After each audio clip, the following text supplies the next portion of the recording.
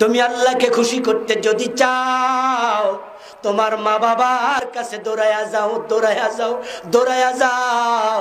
রাসূলুল্লাহ বলেন, রিদার রাব্বি রিদাল ওয়ালিদাইন ওয়া সাখাতুর রাব্বি ফি সাখাতিল ওয়ালিদাইন।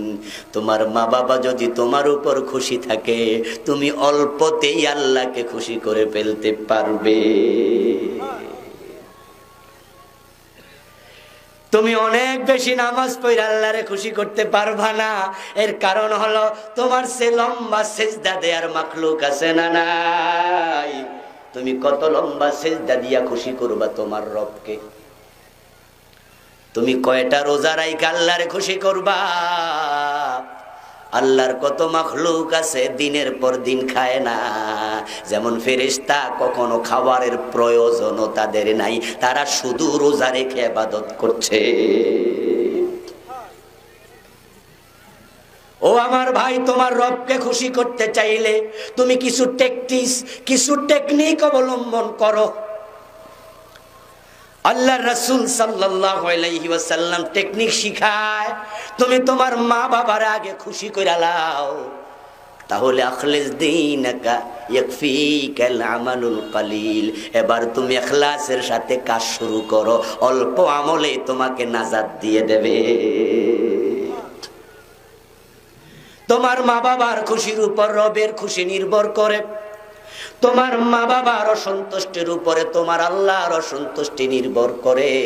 এই হাদিসের নির্যাস হলো, সারাংশ হলো, কোন সন্তান তার মা বাবাকে নারাজ রেখে আল্লাহরে খুশি করতে পারবে না। আমরা জান্নাতের জন্য হজ করি, তাহাজ্জুদের সময় শীতের মাঝে ওযু করে তাহাজ্জুদ পড়ি, ফরজ নামাজ, কাজা তো প্রশ্নই আসে না। কষ্টার্জিত টাকাটা যাকাত হিসাবে হিসাব করে করে 1 আনা হলো দিয়া দেই। রিকশাওয়ালা পকেটের টাকা মসজিদের বাক্সায় দেয় জান্নাত পাওয়ার জন্য। কত কষ্ট করলাম, অথচ এই কোরআনের সবচেয়ে বড় মুফাসসির যিনি বিশ্ব নবীর পরে, যাকে রাইসুল মুফাসসিরিন বলা হয়, উনি রাসূলের চাচতো ভাই আব্দুল্লাহ ইবনে আব্বাস রাদিয়াল্লাহু তাআলা আনহুমা, তিনি বিশ্ব মানবতাকে লক্ষ্য করে বলেন, সহিহ বুখারীতে এসেছে হাদিসে মাওকুফ। ইবনে আব্বাস বলেন, ইন্নী লা আলামু আমালান আকরাবু ইলাল্লাহ মিন বিররিল ওয়ালিদাইন। আব্দুল্লাহ ইবনে আব্বাস বলেন, আল্লাহর কাছে তাড়াতাড়ি যাওয়ার জন্য, তাকে খুশি করার জন্য মা বাবার সাথে ভালো আচরণ করা, তাদেরকে খুশি করার মতো সহজ আর কোনো আমল আমার জানা নেই।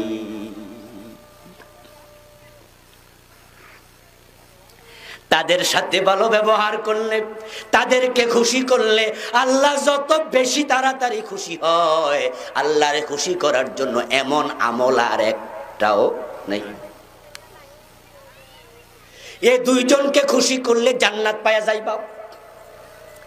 জান্নাতের জন্য তুমি সৌদি আরব যাচ্ছ কাবা তাওয়াফে, অথচ জান্নাত তোমার মায়ের পায়ের নিচেই আছে। ওখানে যাওয়ার আগে এখানে যাও। আল জান্নাতু তাহতা আকদামিল উম্মাহাত, মায়েদের পায়ের নিচে সন্তানের জান্নাত, মায়েদের পায়ের নিচে সন্তানের জান্নাত। তার কাছে আগে দৌড়াইয়া যাও।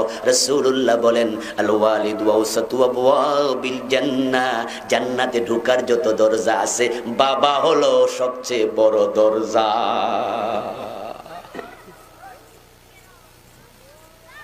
কোন একদিন আলোচনা করার সময় নবী মুহাম্মদ বলেন, রগমান পোহো, রগমান পোহো, রগমান ফুহু। আল্লাহ তার নাক দুলায় লুটায়া দেখ, দুলায় তার নাক একবারে লুটে যাক, সে ধ্বংস হোক। বিশ্বনবী বদদোয়া দেয়া শুরু করলেন, 3 বার বললেন। অথচ রাসূল সাল্লাল্লাহু আলাইহি ওয়াসাল্লাম স্বাভাবিকত কখনো বদদোয়া দিতেন না। আজকে তিনি কথা শুরু করলেন একজনকে অভিশাপ দেওয়ার মাধ্যমে। কিলা ইয়া রাসূলুল্লাহ, মান ইয়া রাসূলুল্লাহ। কোন একজন সাহাবী দাঁড়ায়া বললেন, ইয়া রাসূলুল্লাহ, আপনি কার নাক দুলায় লুটে যাওয়ার জন্য, ধ্বংস হওয়ার জন্য অভিশাপ দিচ্ছেন? এই অপরাধী লোকটা কে আমরা জানতে চাই। রাসূলুল্লাহ বলেন, মান আদরাকা ওয়ালিদাইহি ইনদাল কিবার আহাদাহুমা আও কিলাহুমা সুম্মা লাম ইয়াদখুলিল জান্নাহ। আমি অভিশাপ দেই সেই উম্মতকে যে উম্মত তার মা বাবা দুইজনকে বৃদ্ধ অবস্থায় পেয়েছে অথবা একজনকে পেয়েছে। জান্নাতটাই তো পাইছিল, কিন্তু ওই লোকটা জান্নাতে ঢুকতে পারে নাই, এমন উম্মত আমার দরকার নাই। জান্নাত তো তার ঘরে ছিল, সে কেন কামাই করলো না?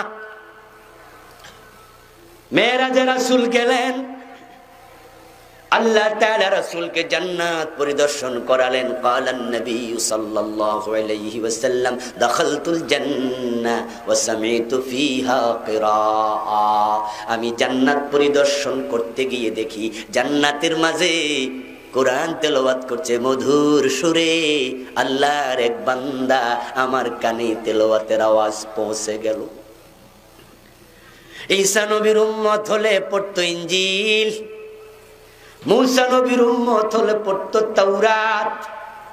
কোরআন তেলাওয়াত করছে, এতে আমি বুঝেছি লোকটা আমারই উম্মত হবে। জিবরিল আমিনকে প্রশ্ন করলাম, মান হুয়া? ও জিবরিল, লোকটা কে এত সুন্দর করে জান্নাতে কোরআন তেলাওয়াত করার অনুমতি পেয়েছে? কে সেই লোক, একটু পরিচয়টা বলো। জিবরিল আমিন বলে, হুয়া হারিসা ইবনে নুমান। ও নবী, এ তো আপনার সাহাবী হারিসা। অথচ হারিসা তখনও ইন্তেকালই করে নাই। হারিসা দুনিয়ায়, বিশ্ব নবী মেরাজ থেকে ফিরে এসে হারিসাকে ডাকলেন, ও আমার ভাই হারিসা, তোমার আমি জান্নাতে কোরআন তেলাওয়াত করতে দেখে এসেছি। তুমি আমারে বলতে হবে এমন কি নেক আমল তুমি করো, আল্লাহ খুশি হইয়া তোমারে জান্নাত দিয়া দিছে। হারিসা ইবনে নুমান বললেন, ইয়া রাসূলুল্লাহ, তেমন নেক আমল আর কি করি? আপনারা যা করেন আমিও তো তাই করি, 10-এর সাথে মিলে তো করছি। কিন্তু একটা অতিরিক্ত ইবাদত করি। আমার একজন বুড়া মা আছে, ওই মায়ের খেদমত আমি এমন ভাবে করি, তারে না খাওয়াই আমি কখনো নিজে খাই না। আমার মা বৃদ্ধা, নিজে নিজে গোসল করতে পারে না, আমি নিজে গোসলটা করায়া দেই, মাথার চুলগুলো সিঁথি এঁকে দেই, গায়ের মাঝে আমি তেল মেখে দেই। ইয়া রাসূলুল্লাহ, এই কামটা আমি অতিরিক্ত করি। লোকজন যারা কাছে ছিল তারাও সাক্ষী দিল, কানা বাররান্নাস বিউম্মিহি। হুজুর ঠিক, সে মায়ের সাথে খুব ভালো ব্যবহার করে। আল্লাহর নবী শুনে 3 বার বললেন, কাযালিকুমুল বিররু, কাযালিকুমুল বিররু, কাযালিকুমুল বীর। ঠিকই বলেছো, ঠিকই বলেছো, তোমার মায়ের সেবা তোমাকে দুনিয়ায় থাকতে জান্নাত পাইয়ে দিয়েছে।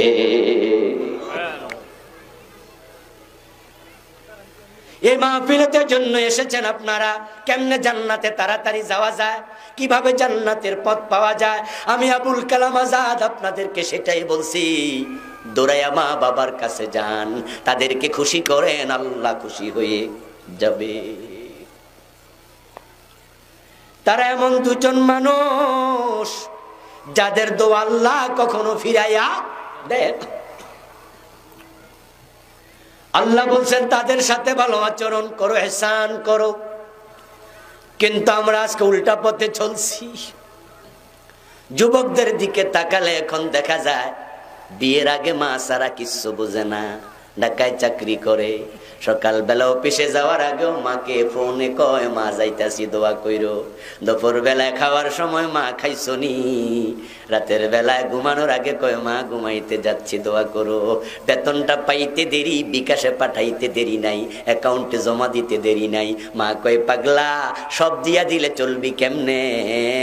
নিজের জন্য কিছু টাকা রাখিস। ছেলে কয়, মা তোমরা ভালো থাকলেই আমি ভালো থাকি।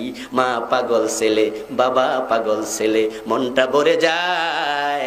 কিন্তু বিয়াটা করলে মারে ভুলে বউ সারা কিছু বোঝে না।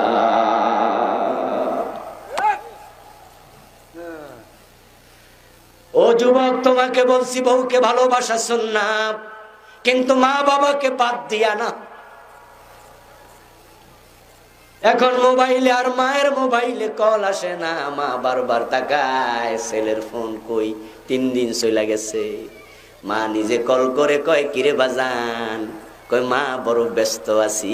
এর কারণ হলো মোবাইল নাম্বারটা তো আরেক জায়গায় চলে গেছে। কিভাবে ঢাকায় নিয়ে যাবে বউ, পায়তারা করে, শহরে নিয়ে যাবে, আলাদা বাসা বানাবে। বউ বারবার খোঁসায়, তোমার মা বাবার লগে ভালো লাগে না, আলাদা হয়ে যাও, আলাদা হয়ে যাও।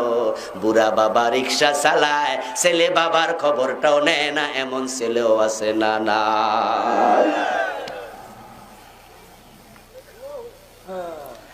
এখন মা বাবা লজিং মাস্টার, লজিং মাস্টার।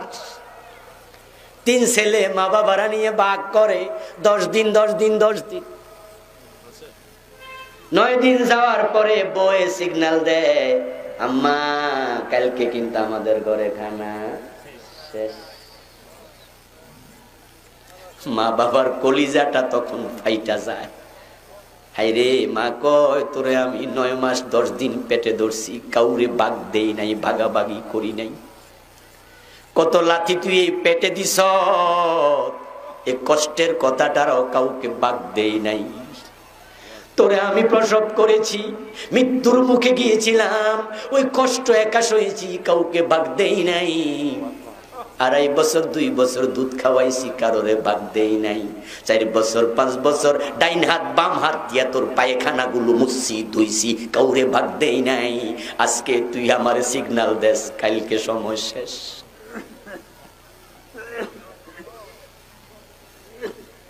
মুসলমান 3 সন্তান 10 দিন করে খাওয়াবে, আপত্তি নাই।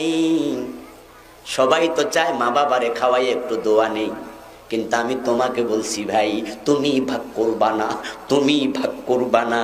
তোমার বউয়ের সামনে তোমার মা বাবাকে বলে দিবা, আমার ঘরের দরজা 30 দিন খোলা।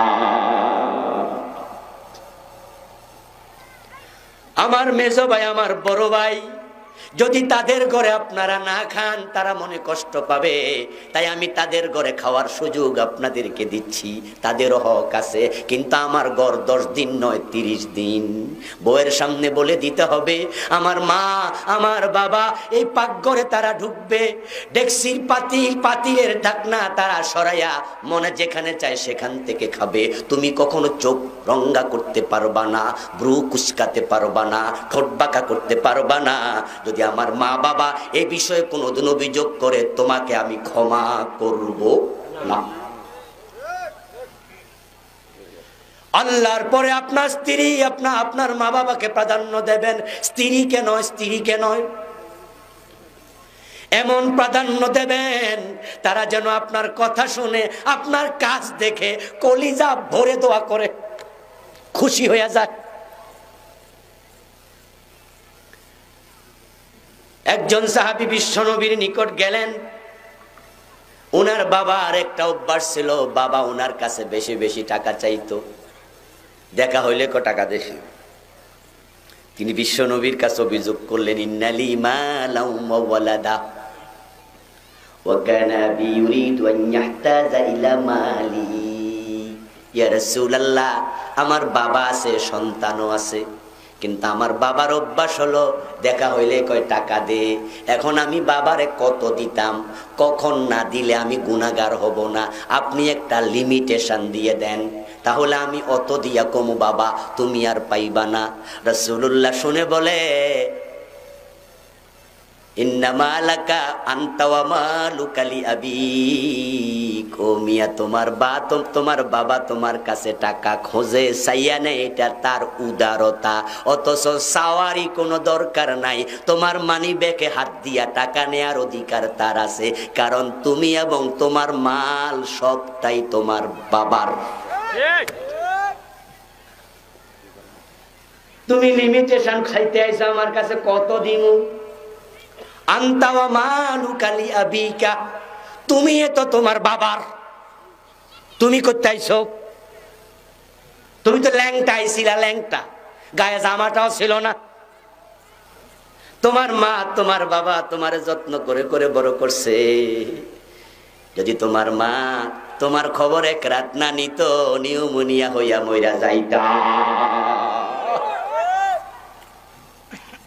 এই শীতকালে তুমি রাতের বেলায় 10 বার 15 বার পায়খানা প্রস্রাব করছো, তোমার পেট খারাপ হলে 5 বার 7 বার পায়খানা করছো। প্রচন্ড শীতে মা যখন রাতের বেলায় ঘুমায়, ওই পিচ্চিটার পাছার উপরে তার নাভির উপরে একটা হাত দিয়া ঘুমায়। প্রস্রাব করলে যেন মায়ের হাতে প্রস্রাব লাগে, মা টের পায়। আমার কলিজার টুকরা যেন ঠান্ডায় কষ্ট না পায়। তুমি প্রস্রাব করার সাথে সাথে গভীর রাতে মা উঠেই পরিবর্তন করেছে তোমার কাঁথা। কাঁথা ভিজাইতে ভিজাইতে শেষ করছো। 3 দিন 4 দিন সহ্য ওঠে না, কুয়াশার কারণে দেখা যায় না, সবগুলা ভিজা পইরা আছে। এখন তো কাপড় কমে গেছে, মা নিজের কাপড়ের উপরে শোয়ায়। যখন কাপড়টা ভিজে যায়, তোমার সুন্দর করে ব্যাক সাইডটা মুছে কলিজার সাথে লাগাইয়া ঘুমাইছে। যদি মা এক রাত তোমার খবর না নিত, নিউমোনিয়া হইয়া যাইত, ঠান্ডা লেগে যেত, তুমি বাঁচতাই না 2-6 দিন খবর না নিলে। আর আজকে বউয়ের কথা শুই না, মার সাথে 15 দিন কথা কয় না, এমন জালেম ছেলেও আছে না নাই?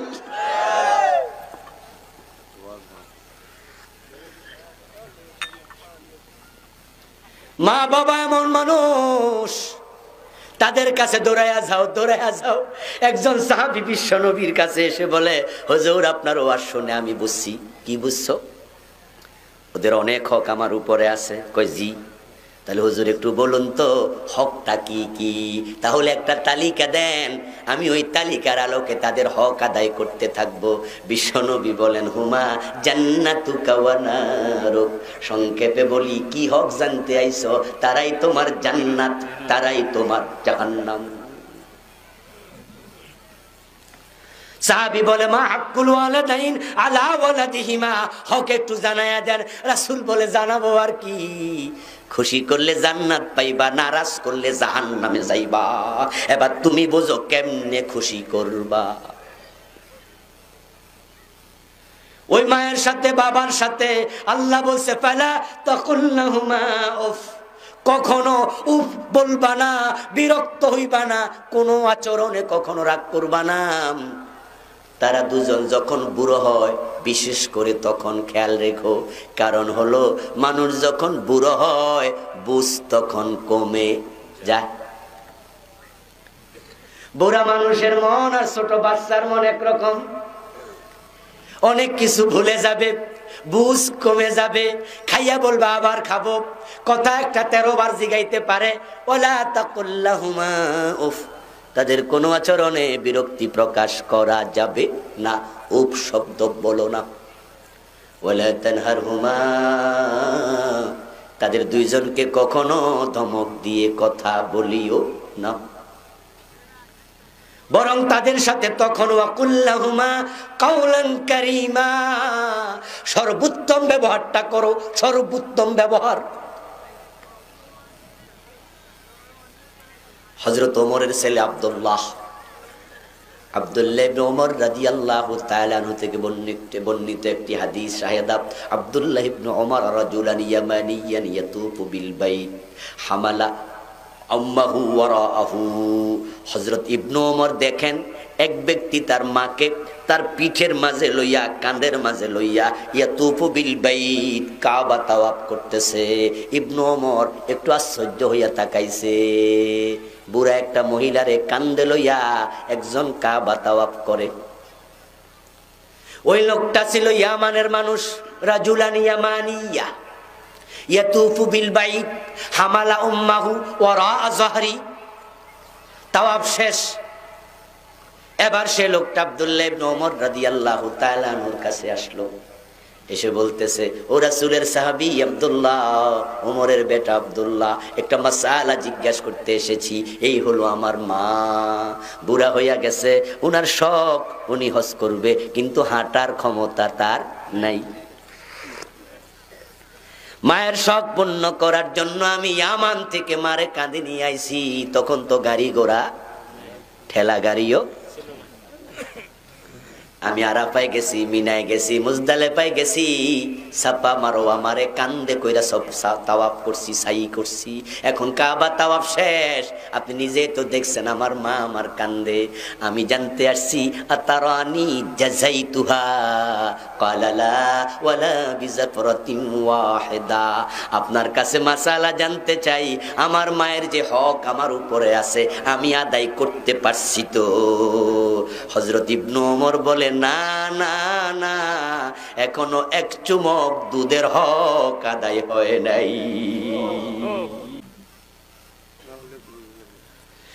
গায়ের চামড়া কেটে জুতা সিলাইয়া দিবা, হক আদায় হবে না। কিন্তু আজকে আমরা সন্তানরা তাদের সাথে রাব বিহেভ করছি।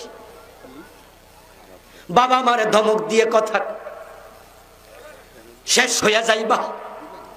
দুটা অপরাধ আল্লাহ আখিরাতের জন্য শাস্তি জমা করে রাখে না, দুনিয়াতে দিয়া সারে। قال النبي صلى الله عليه وسلم بابان معجلان عقوبتهما في الدنيا البغي والعقوق। দুটো অপরাধ আল্লাহ শাস্তি দুনিয়াতে দিয়া ছাড়বে, আখিরাতের জন্য জমা রাখবে না, এখানে তোমার শাস্তিটা দেবে। সাবধান, ওই দুটো অপরাধ করো না। নামাজ কাজা করেছো, নামাজ তরক করেছো, আল্লাহ চাইলে শাস্তি দেবেন জাহান্নামে যাওয়ার পরে, অথবা তিনি চাইলে ক্ষমা করে দেওয়ার অধিকারও তার। ভাই আমার রোজা রাখনি, তিনি চাইলে শাস্তি দেবেন অথবা চাইলে মাফ করে দেবেন, কিন্তু দুটা অপরাধের শাস্তি তিনি দুনিয়াতে না দিয়া তোমারে মরতে দেবে না। একটা হলো জুলুম, আরেকটা হলো মা বাবার সাথে বেয়াদবি। যদি জুলুম করো সাবধান থাইকো, সাবধান। ওয়াত্তাক দাওয়াতাল মাজলুম فإنه ليس بينها وبين الله حجاب। আল্লাহর হাবিব বলছেন, মাজলুমকে যখন তুমি তার উপর জুলুম করবা, মাজলুম তোমার অ্যাকশনেরই অ্যাকশন করার ক্ষমতাটা নাই। বাড়ি হয়েছে উত্তরবঙ্গে, রিক্সা চালায় পাকুন্দিয়ায়, আপনি নেতার বাতি যা বাবারে বাবা ঠেলাকারে কয়, রিক্সাওয়ালার লগে পান থেকে চুন খসেছে, একটু ঝগড়া লাগছে আর থাপ্পড় মাইরা দিছে, এমন জালেমও আছে না নাই? মাঝে মাঝে বাসে উঠলে দেখবেন বাসের হেল্পারের লগে মাস্তানি দেখায়, 2 টাকা লইয়া ঝগড়া শুরু। 2 টাকা বেশি নিবি কেনে বেড়া, একবারে জানালা দিয়া ফালাই দেব, আমি কে চিনসনি। আস্তাগফিরুল্লাহ। বেটা তুই তো পাত্রা লোক, তুই যদি ক্ষমতাওয়ালা হস তাহলে তোর সাথে কান্দে কান্দে যার মিলে তার লগে কইরা দেখা, গরিবের সাথে দেখাস, এতে বোঝা যায় তুই মূল্যহীন মানুষ।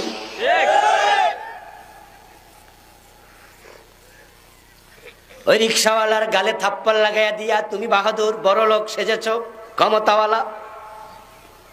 রিক্সাওয়ালা দেখেছে তার সাথে রাব বিহেভ করার পরে, চা দোকানে বইয়া কত মানুষ তাকায়া তাকায়া দেখে, কিন্তু কেউ সাহায্য করার জন্য আসে না। এতে রিক্সাওয়ালা বুঝে নিছে লোকটা তো ভালো না, মানুষ তারে ডরায় ভয় পায়, তাই কেউ আমার কথায় কান দেয় না। আমি বলছি আমার একটু সাহায্য করেন, লোকটা ভাড়া দিল না, উল্টা থাপ্পড় দিল, কেউ তো সাহায্য করে না। রিক্সাওয়ালা বুঝেছে লোকটা ঝামেলাওয়ালা, তাই তখন সে চোখের পানি ছেড়ে দেয়। আমার বাড়ি রংপুর, আমি পেটের দায়ে এসেছি পাকুন্দিয়া, হাতলে হাত রেখে পেডলে পা রেখে উল্টা পথে আবার যখন ফিরে চোখের পানি ছেড়ে দিয়া মাথাটা নিচু করে কয়, ও আকাশের মালিক, গরিব বানাইলা কেন?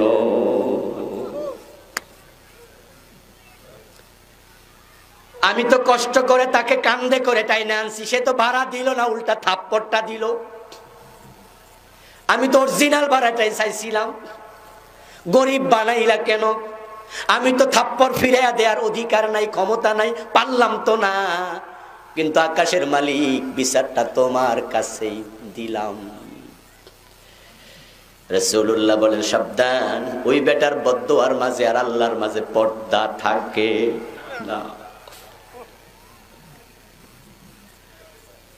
আল্লাহর হাবিব বলেন, যখন মাজলুম বদদোয়া করে, দাওয়াতুল মাজলুম মুস্তাজাবা ওয়া ইন কানা কাফিরা, মাজলুম যদি বদদোয়া দেয় সেটা আল্লাহকে আমি ডায়েরিভুক্ত করে ফেলি, ওই লোকটা কাফের হলেও তার বদদোয়া আমি ফিরাইয়া দেই না। আরেকটি হাদিসে পাওয়া যায় ওই বদদুয়াটাকে আল্লাহ তাআলা ধরে নিয়ে মেঘমালার উপরে বসায়া দেয়, ফাওকাল গামাম, মেঘের উপরে বসায়া কয়, ও বদদুয়া তুই একটু এখানে বসে থাক, আমি তোর সাথে আছি, লানসুরান্নাকা ওয়ালাউ কানা বা'দা হিন। এই বদদুয়া যেহেতু দিছে আমি এটা ফেলে দেব না, এনেছি মেঘমালার উপর রেখে দিয়েছি, আমি তোকে সাহায্য করব, তোর সাথে আমি আছি। তবে হতে পারে যে থাপ্পড় মারছে তারে আমি 2 মাস 4 মাস 6 মাস সময় দেব, কিন্তু তারে আমি ছাড় দেব না, তাকে আমি ছাড় দেব না, তাকে ছেড়ে দেব না, আমি তাকে ধরবই। তুমি যদি 3 কেজি ওজনের থাপ্পড় দাও, তোমার মায়ের কোলে বসাইয়াই আরেকজনকে দিয়া 10 কেজি ওজনের থাপ্পড় তোমার গালের মাঝে ফিরানোর ক্ষমতা আল্লাহর আছে না? না।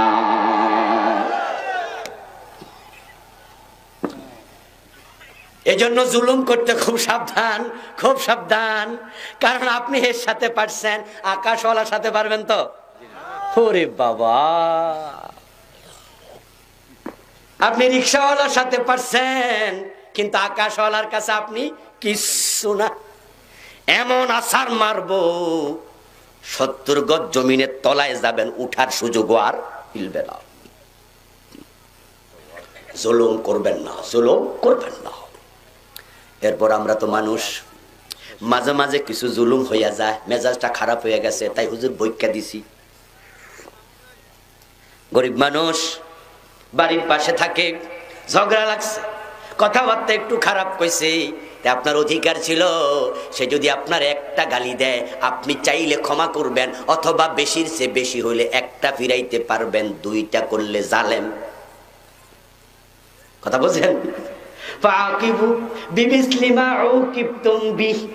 আল্লাহ কোরআনে বলছে তুমি যদি প্রতিশোধ নিতে চাও ওই পরিমাণ নেও যেই পরিমাণ জুলুম হয়েছে। আপনি এক এলাকার নেতা, সে আপনার একটা গালি দিছে, চাইলে ক্ষমা করেন। আর যদি আপনি তাকে ফিরিয়ে দিতে চান, একটা গালি দেওয়ার অধিকার আপনার আছে, যেহেতু সেইটা দিছে আপনি ফিরাইতে পারবেন, তবে ক্ষমা করা উত্তম, ক্ষমা করা। কিন্তু আমি না নেতা, আমি না বড় লোকের ছেলে, তাই রাগ উঠছে, সে আমার গালি দিল কেন, তাই গালিটা না দিয়া উল্টা থাপ্পড়টা দিয়া দিছে। হুজুর মেজাজটা খারাপ হয়ে গেছিল, জুলুম তো হইয়া গেছে, এখন কি করি? এ তো বদদুয়াটা দিয়া দিছে, আল্লাহ তো বদদুয়াটা লেখা লাইছে। কোর্টে মামলা হয়ে গেছে, এখন মামলা হওয়ার পরে যে বেটা বাদী, সে যদি কোর্টে গিয়া কয় আমি মামলাটা উঠাইয়া নিতে চাই, সে সুযোগটাও কোর্টে আছে না? নাই, আছে না? অনেক সময় চেয়ারম্যান সাহেবরা এটা করে, ঝগড়া লাগছেন 2 পক্ষ মিলা যান, মামলাটা আমিও সুপারিশ করি, ওসি সাহেব একটু উঠাই দেন। এখন আপনি জুলুম যদি করে ফেলেন, তাহলে আপনি মামলা তারে দিয়া উঠাতে হবে। আপনি তার কাছে যান, গিয়ে হাত চাইপা ধরে কোন, বাইরে এদিন রাগ উঠছিল, একটা থাপ্পড় দিছি, তুই আমার একটা থাপ্পড় দিয়া দে, না হয় মাফ কইরা দে। সে যদি তখন বলে আমি থাপ্পড় দেব, মাফ করব না, তাহলে আপনাকে থাপ্পড় খাইতে বাধ্য থাকতে হবে, কারণ আপনি জালেম। আর সে যদি বলে ঠিক আছে আপনারে মাফ করে দিলাম, আকাশওয়ালা ওই মামলাটা ফিরাইয়া দেবে। যদি মাপ না নেন তাহলে অপেক্ষা করুন, তিলকালাইয়া মনুদাবিলুহা বাইনান নাস, আল্লাহকে আমি দিন ঘুরাইয়া দেই। আজকে থাপ্পড় দিছো, কালকে তোমার গালে আরেকজন থাপ্পড় দেবে, এর আগে আল্লাহ তোমারে মরতে দেবে না। আরেকটা হলো আলোক, পিতা মাতার সাথে বেয়াদবি করো না, যদি করো উপায় নাই, এটা তোমার সন্তান তোমারে ফিরাইয়া দেবে, ডেফিনিটলি ফিরে পাইবা। ও পুত্রবধূ, তোমাকে বলছি আমার বোন, আজকে তুমি বউ, কালকে তুমি শাশুড়ি হবে, ঠিক না? আজকে তুমি ছেলে, দাড়ি কাঁচা, কালকে দাড়ি পাকবে, তুমিও বাবা হবে। আজকে তোমার শাশুড়ির সাথে যে আচরণ করো, তোমার পুতের বউ সেটাই ফিরাইয়া দেবে।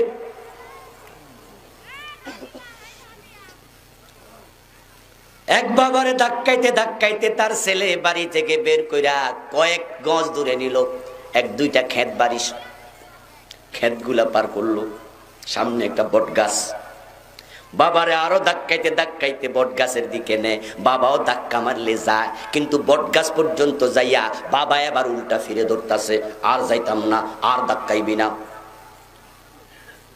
ছেলে কয় আশ্চর্য, এতক্ষণ ধাক্কা দিলে দৌড়াইছে, এখন আর যায় না। এই বাবা তোমার হইছেটা কি, যাইবা না? মানি। কয় তোর দাদারে আমি এই পর্যন্ত আনছিলাম, তুই বেশি নিবি কেন?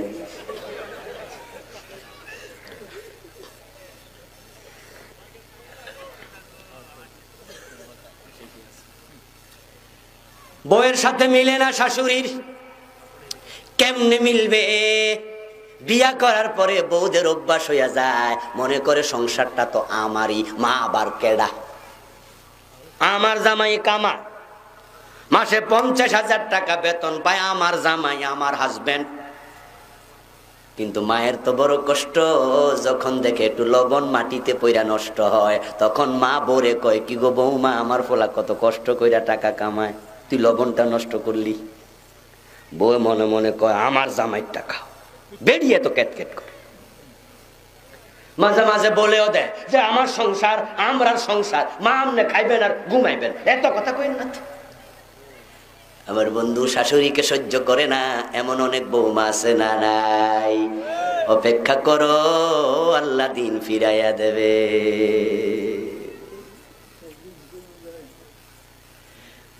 বউয়ের কথা শুই না মার নিয়ে একসাথে খায় না, মা আলাদা খায়। একটা ছোট্ট দোতারায় কামরা বানাইছে, কামরা। মা ওখানে তাকে, বুড়া মানুষ, নিস্তলা থেকে খাবারের টাইমে নাতি নিয়া নিয়া মাটির ফাঙ্কি, মাটির প্লেটে করে ভাত দিয়া তরকারি দিয়া চলে আসে। ওখানে বৈশা বৈশা দাদি খায়। মাঝে মাঝে ওই ছোট্ট বাচ্চা দাদিরে ভাতের প্লেট দিয়া কয়, দাদি আমরা তো মাছ দিয়া খাইছি, তোমারে শুধু সবজি দিছে কেন? ছোট্ট বাচ্চার মুখ থেকে মা যখন শোনে আমারে তো মাছটা দেয় নাই, মায়ের কলিজাটা ফেটে যায়, মনে পড়ে যায়, ও ছেলে, ছোট্ট কালে তোরে আমি নিজে খুঁটে খুঁটে কত খাওয়াইছি, নিজে মাছটা খাই নাই। আমার প্লেটের মাছ শেষ হয়েছে, তখন তুই ইশারা দিস বাবার প্লেটেরটার দিকে, বাবারটাও লইয়া তোরে খাওয়াইছি, আমরা সব তোরে খাওয়াইলাম, আর তুই আজকে নিচে খাস, মাছ দিয়ে আমারে সবজি দেস। দাদি তো মুখ ফুটে কয় না, নাতিরে কয়, নাতি আমার পেটটা তো বালা না, এই জন্য তোর মা হয়তো আমারে শুধু সবজি দিচ্ছে। আমি বুড়া মানুষ তো, সব তো পেটে এখন সইব না, তোরা খা খা, আল্লাহ তোরা খাওয়াক। মায়ের কলিজা ফেটে যায়, বদদোয়া মুখে দেয়া লাগে না, তুই গজব হইয়া যাবি। আমার বন্ধু কোন একদিন মাটির ফানকে নিয়াম নিচে সিঁড়ি বেয়ে বেয়ে দোতলার দিকে উঠতেছে, বাচ্চাটা হঠাৎ করে হোঁচট খেয়ে পড়ে ফানকিটা পরে ভেঙে গেল। বাচ্চা তো কান্না শুরু করে দিল। বাচ্চার মা ধরে আইছে, বাজান কেন কাঁদস, কেন কাঁদস? আই বেটা ভাত পড়েছে, কি হয়েছে? আমাদের ডেকসিতে ভাত আছে, তরকারি আছে, তুই কান্দিস না, পড়ে গেছ, কিচ্ছু আসে যায় না। ছেলের কান্দা থামে না, থামে না। মা কয় কেন কাঁদস, থামস না কেন?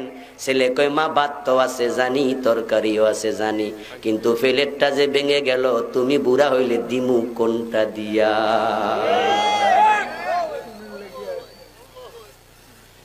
কি বলস, কি বলস? আমারে মাটির প্লেটে খাওয়াইবি, তোরে আমি কত সুন্দর কাছের প্লেটে খাওয়াচ্ছি। মা আমার দাদি তো আমার বাবার এমনে খাওয়াইছিল। স্ত্রীর কথা শুনে মা থেকে আলাদা হয় না, মায়ের মনে কষ্ট দিও না।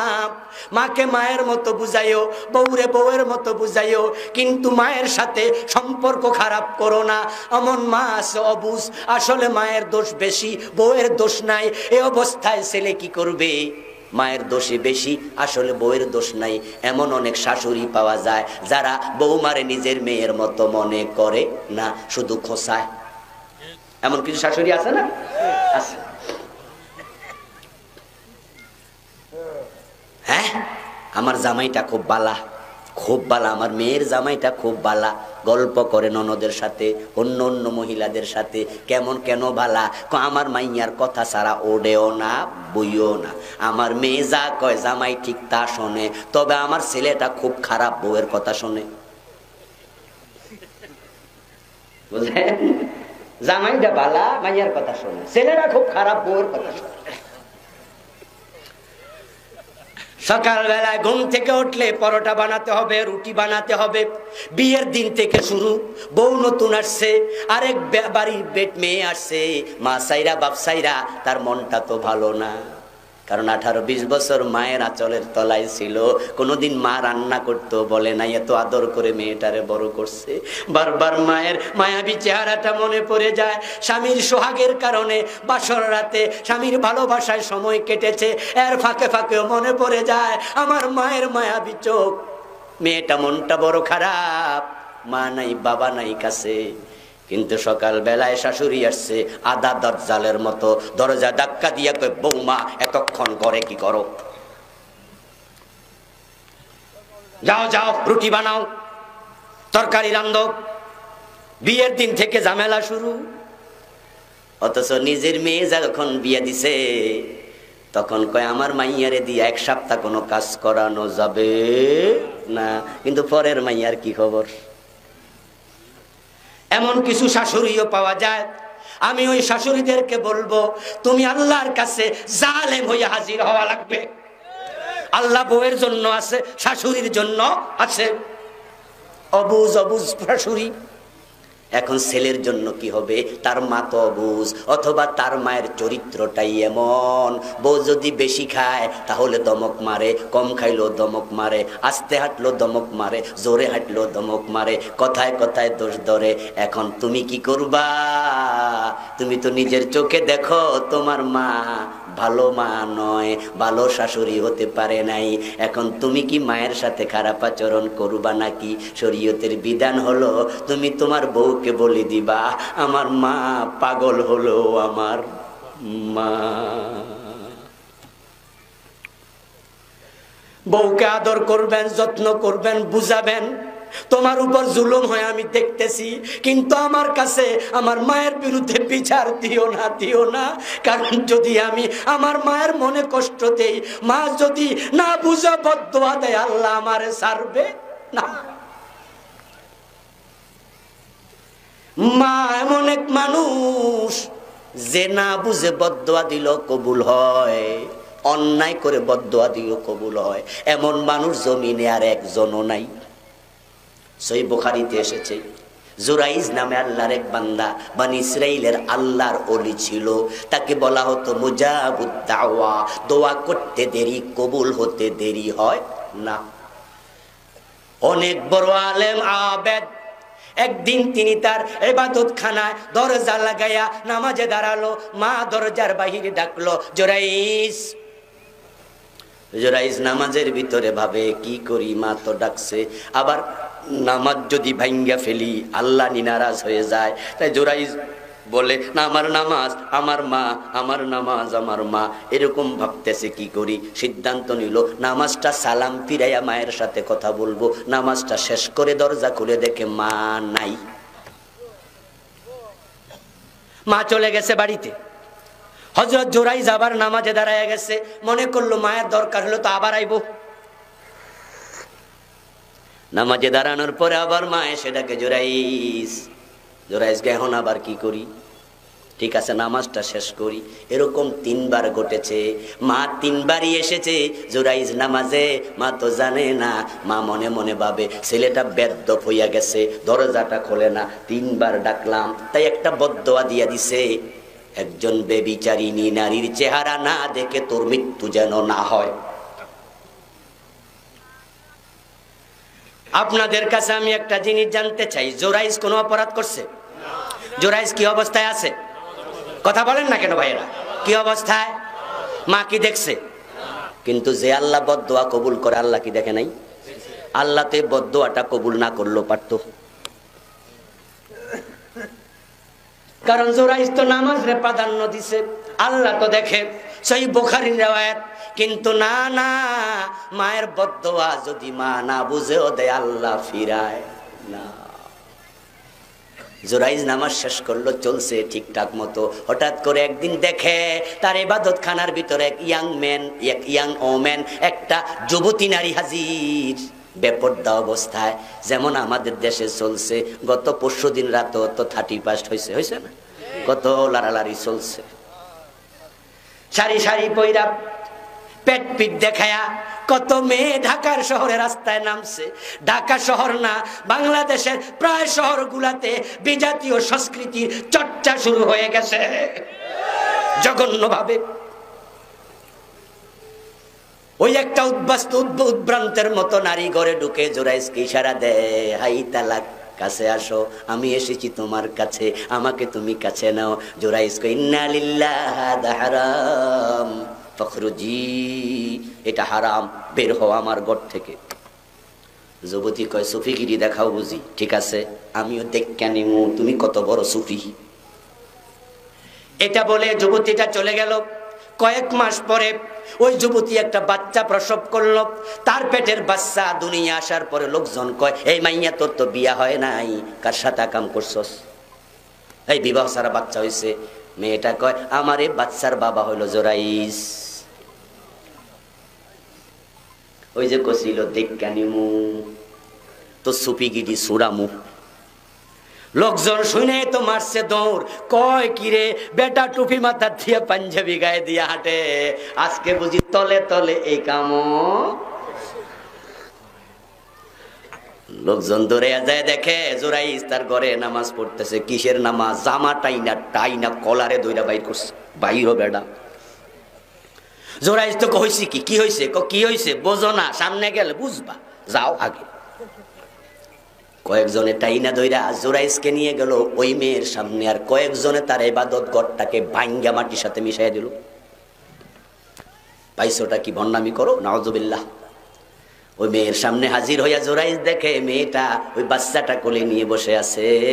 লোকজন বলল, তুমি যে জোরাইজের কথা বলতেছ উনি নাকি? মেয়েটা তাকায়া কয়, হ্যাঁ উনি হলে বাচ্চার বাবা, আমার সাথে জানা করছে।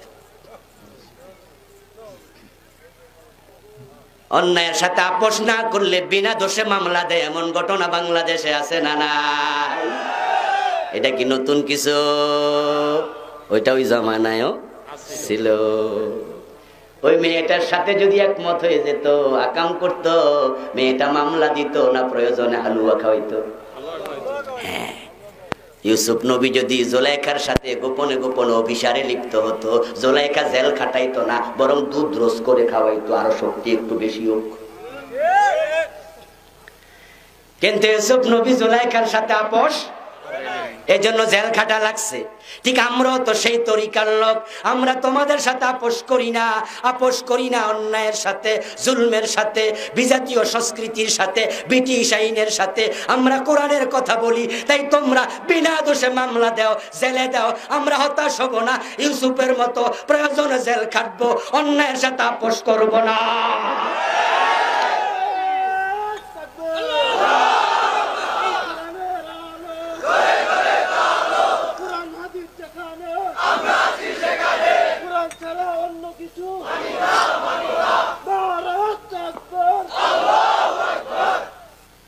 অন্যায়ের সাথে আপোষ না করলে আমি যত বড় মুফাসসির হই, হতে পারে দর্শন মামলার আসামি আমারও বানানো হবে।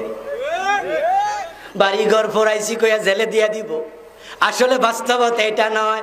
জোরাইজ জানা করে নাই, আজকে মামলার আসামি হওয়া লাগলো, ঠিক না? ওই মেয়ে কয় জিদ করলাম, জিদ দেখায় আসার মুখ। হযরত জোরাইজ তো অবাক হয়ে গেছে, মনে পড়ে গেছে এটা তো ওই মাইয়াডা, যে মাইয়াডা আমার রুমে আসছিল। হযরত জোরাইজের বুঝ হইয়া গেছে, কেন আজকে আমার সে পাশায়? আমি তো বুঝছি, আমি তো তার অন্যায়ের সাথে আপোষ করি নাই, তাই সে আজকে জিজ্ঞাসা মিটাচ্ছে। হযরত জোরাইজ লোকদেরকে বলল, 150 কে, ঠিক আছে আমি দোষী। লোকজন কয়, জি। মাইয়া তো কইতাছে, আমার 2 রাকাত নামাজের সময় দিবানি। এরপরে বিচার যাইয়ে কইরো, ঠিক আছে 2 রাকাত নামাজ পড়ো। জোরাইজ 2 রাকাত নামাজ পড়লো, সেজদায় গিয়ে বলে, আল্লাহ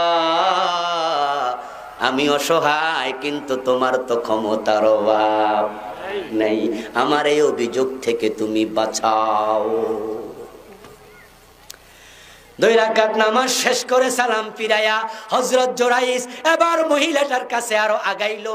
কাছে গিয়া ওই বাচ্চাটার দিকে নজর দিয়া কয়, এ শিশু, তোর বাবার পরিচয় কে? তুই বল তাড়াতাড়ি। সুবহানাল্লাহ। কোলের বাচ্চারে কয়, কথা কও। তোর বাবাকে পরিচয় দে। কোলের বাচ্চা মায়ের কোলে, একদিন বয়স এখনো শেষ হয় নাই, সে কোলে শুয়ে কথা বলা শুরু করলো, বলল আমার বাবা হলো অমুক রাখাল।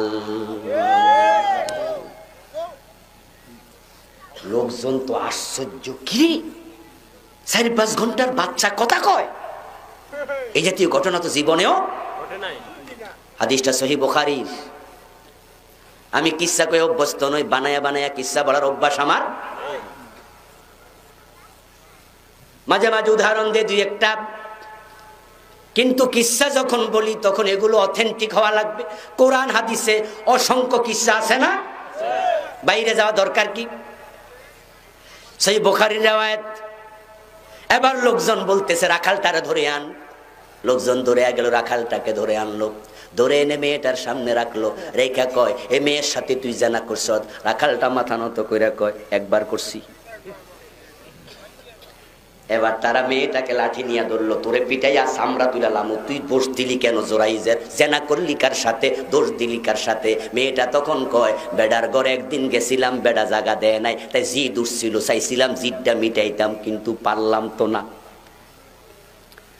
হাদিসের শিক্ষা হলো মায়ের বদদোয়া।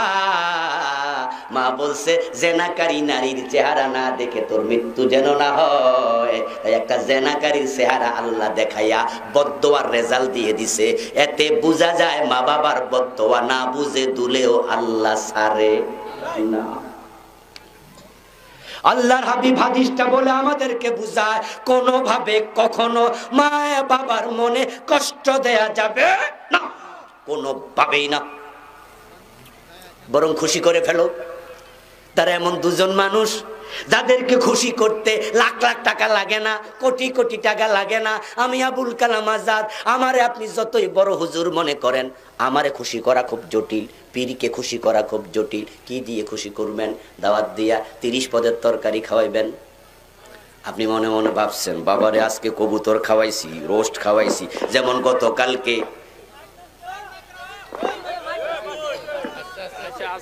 গতকালকে জুমার পরে একজন দাওয়াত দিয়া নিয়া ওটের মাংস দিয়া খাওয়াইছে। কি খাওয়াইছে? কথা শোনা যায় না? আচ্ছা, শোনা না গেলে অসুবিধা নাই, কারণ ওয়াজ আর বেশিক্ষণ নাই। এশারে নামাজের পর অন্য হুজুর ওয়াজ করবো, আমারটা আমি শেষ করে নিতেছি। যা শোনেন জোড়া তালে দিয়ে শুনলাম, অসুবিধা নেই। মাইকওয়ালা ভাই, গানে গেলে মাইক পাই স্ট্রং, মাহফিলে ঝামেলা হয় কেন? রাস্তার পাশে গান হয় যে কান ফাইটটা যায়, আর মাহফিলে আসলে ঝামেলা। আমার বন্ধু বললাম ওটের মাংস পাইলেন কই? বলো হুজুর সৌদি আরব থেকে আসছি কয়েকদিন আগে, ওখান থেকে নিয়ে আইছি। হুজুর আপনার জন্য কবুতরও রানছি। আমার বন্ধু 13 প্রকার রান্না খাওয়াইলেন, 30 প্রকার খাওয়াইলেন। মনে মনে ভাবেন আজকে হুজুর তো ড্রাম ভর্তি দোয়া দিব, এত তরকারি। কিন্তু হুজুর মনে মনে কয় অমুক জায়গায় তো 50 পদও খাইছি।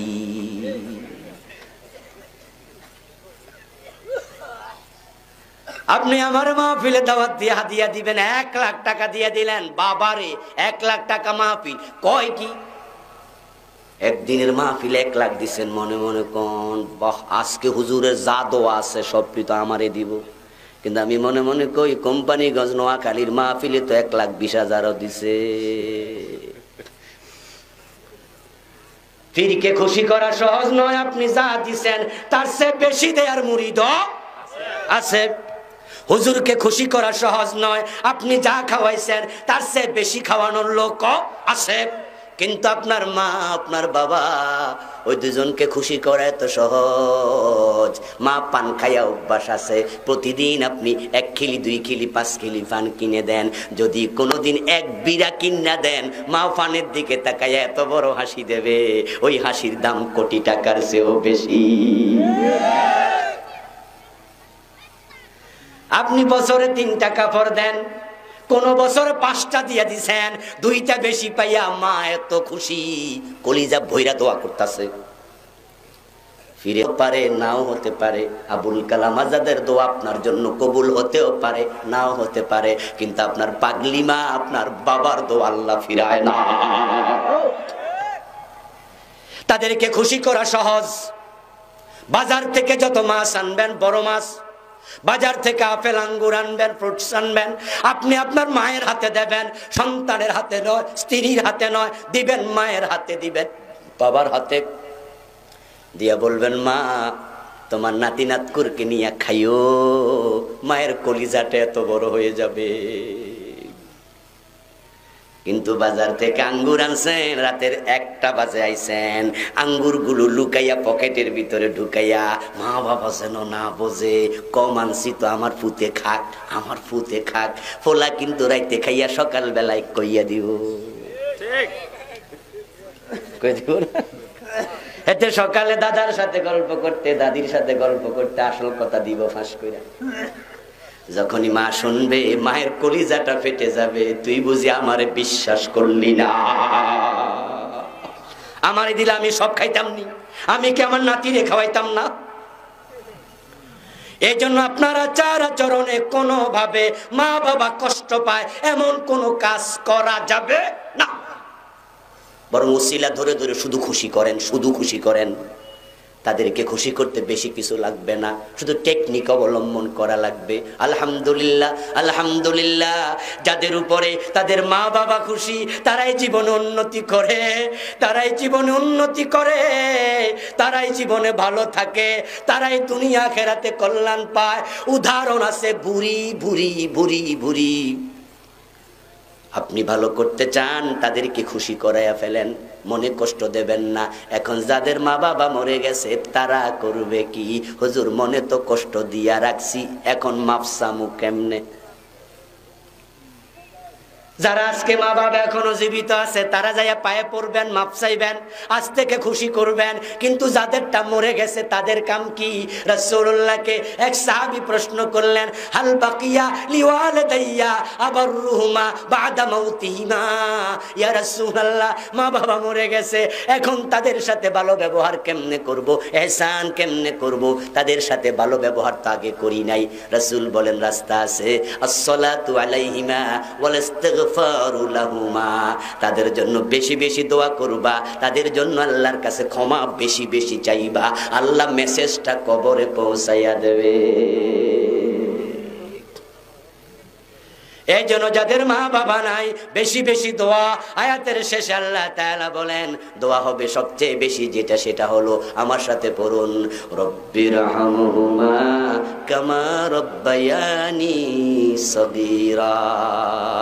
বেশি বেশি করে দোয়া করবেন, ক্ষমা চাইবেন, আল্লাহ আমার মাকে ক্ষমা করে দাও, বাবাকে ক্ষমা করে দাও, তাদের কবরকে জান্নাত বানাও। বেশি বেশি করে দোয়া করবেন। যদি তাদের মনে কষ্ট থাকে, আপনার দোয়ার কারণে তাদের কবরে মর্তবা বেড়ে যাবে। ফেরেশতাদেরকে জিজ্ঞাসা করবে এটা কেন হলো? ফেরেশতারা বলবে আদ-দুআউ মিন ওয়ালাদিক, তোমার সন্তানের পক্ষ থেকে দোয়া এসেছে, এর ওসিলা আল্লাহ তোমার মর্তবা বাড়িয়ে দিয়েছে, তোমার সন্তানের দোয়া। এই জন্য আপনারা আমরা সবাই এই কথাগুলো আমল করে সামনে আগাতে চাই। আল্লাহর কাছে তৌফিক কামনা করি, সবাই বলেন আমিন।